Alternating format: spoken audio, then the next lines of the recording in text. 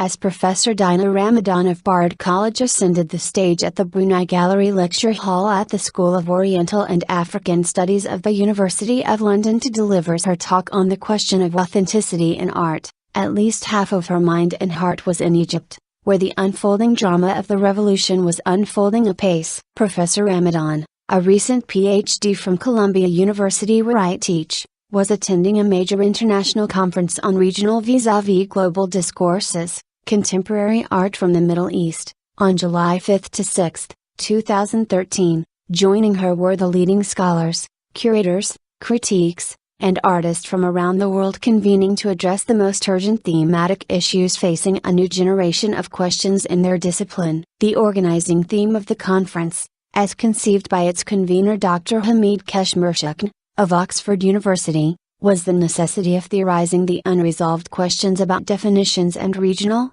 local forms of logic in the contemporary global art discourses. This was by far the most ambitious and far-reaching conference on contemporary Middle East art organized in recent memory. That it was convened at a time of seismic changes in the world this art represented had added political zest to the theoretical queries the conferees were raising. Anxieties of origin and purpose. Two inaugurates addressing those themes, Professor Ramadan of Goldsmiths, University of London and I were invited to deliver two keynote addresses of the conference. Her address, Oblique Points of Entry, centered around what she called the exhausted geographies that require a radical reconsideration of where we place the location and politics of visuality, while in my talk, Trauma, Memory, and History I extended my ideas of fragmented archives into the interfaces between memorial registers of art and our contemporaneity of history. In both our talks palpable and evident was the momentous political occasion in which these theoretical concerns had been occasioned. At various stages of their epistemic shifts all disciplines experience anxieties of origin,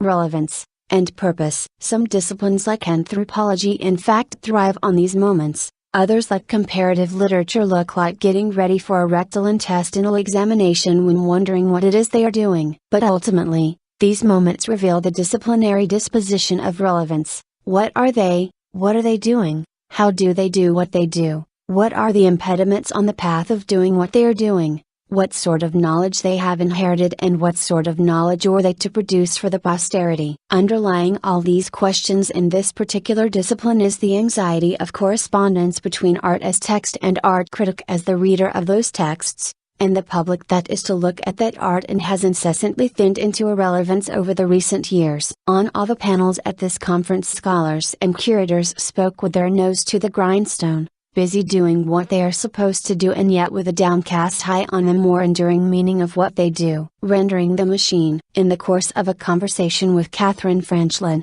the eminent French philosopher Jean Baudrillard was told how quite a number of contemporary artists liked and cited his work and one had even suggested reading him was like looking at a painting by Andy Warhol. The remark prompts Baudrillard make an impromptu observation about Warhol. What I liked about Warhol was his irony, his decision to abolish art. I believe he was one of the only people at the time capable of rendering the machine. With a personal elegance and great severity, he designed a playing field for logical anarchy that is quite remarkable. This is from an interview in 1986, more than a quarter of a century ago, at the height of Reaganomics and Thatcherism, when even the collapse of the Soviet Union and the Eastern Bloc was still nowhere in sight and the world was at the mercy of two confounding imperialisms. What would abolishing art mean today on a global scale no longer limited to what Andy Warhol did or what Jean Baudrillard thought, when Arab revolutions have confounded the Arab and Muslim world and seem to have been contagious all over the world?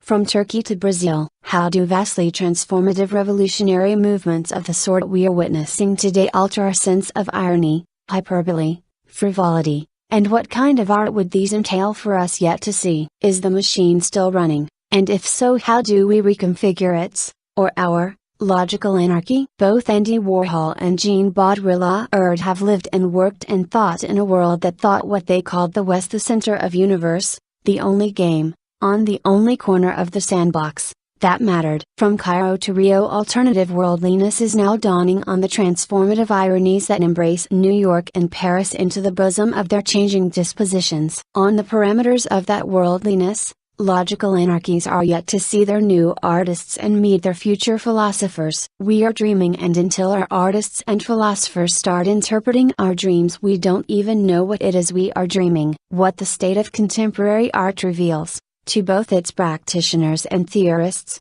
is the archaeological side of our future sensibilities meeting their historical alterities, where they have been and where they are headed. Much of the work of scholarship and curatorial task can be rightly judged towards an assessment of how the presence of the art resonates with its archival accumulations and wasteful dollars in gathering dust in museums and galleries. To the emerging horizons of our spectacles, those dusts and dollars are useless. The significance of this art is the layered constellations of the worlds they have inhabited and informed as today they collect their senses to see where the world is headed. What we can carry from Baudrillard himself in the journey forward is the manner in which simulacra and simulation have themselves entered period of semiotic crisis, where reality is effectively reasserting itself over and above its symbolic representations, where the fetishization of the sign in bourgeois parlance and philosophical theorization has to face the return of its repressed. In a world where 870 million human beings go to sleep hungry, those empty stomachs could not possibly take the sign of a piece of bread for the bread itself. About 98% of those hungry people live in the so-called developing countries, where they never get to theorize their hunger, so we can know for sure they would never miss to distinguish between reality of a glass of milk and its simulacra through commodity fetishism and all its mediations through the global media. It is not accidental that the word, and thus the reality of, bread, was and remains paramount in the Egyptian revolution. Freedom, social justice, and bread. In that slogan, the words freedom and social justice do not turn the word bread into an abstraction. Exactly the opposite. The reality of hungry bellies turns freedom and social justice into daily necessities. Imagine the moment that Dina Ramadan ascends the stage to deliver a talk on contemporary art while half her mind and soul is in Tahrir Square, wondering what is happening in her homeland. Something is amiss if the moment of self-examination of art is absent from the history of our squares, from Tahrir of Azadi to Taksim to Zakati. All art is now public art. The privacy of corporate CEOs' mansions or hedge fund managers' yachts is not where art is happening. They are collecting dust, both the artworks and their collectors. Julian Assange, Edward Snowden, and Bradley Manning have now exposed the fact that all our lives are open books and can be read, catalogued, and analyzed at whim by intelligence analysts who have much to read but very little knowledge of how to read them. In this context, the artist is integral to the public secret we no longer have.